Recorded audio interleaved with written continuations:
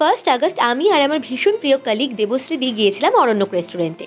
সেদিনের ওয়েদারটায় এতটা তৃপ্তি ছিল, মনে হচ্ছিল জীবনে আর কোনো সমস্যাই নেই, সব কিছু শান্ত, সব কিছু সুন্দর। পরের দিন আবার শুরু হলো আমার বন্ধুগুলোর নাচন কদন।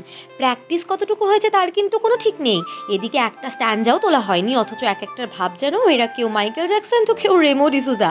তবে হ্যাঁ, প্রচুর খেটেছে এই একটা নাচের জন্য। দৈনন্দিন কাজ, অফিস, কারোর দোকান তো কারোর ডিউটি, সব কিছুর পাশাপাশি সকাল দুপুর বিকেল থেকে রাত প্র্যাকটিস করেছে ওরা।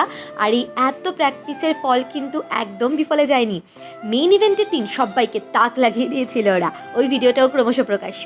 আচ্ছা, এর পরের ব্লগটা না শর্টসে নয়, আমার চ্যানেলের যে মেইন হোম ভিডিও সেখানে আসবে। ওই ব্লগটায় আমি কিচ্ছু বলবো না, তোমরা শুধু আমাদের কাণ্ডকীর্তিগুলো দেখবে আর ভাববে कौन है ये लोग, कहाँ से आते हैं ये? চলো দেখা হবে পরবর্তী একটা ব্লগে। ততদিন সবাই ভালো থেকো, সুস্থ থেকো, টাটা।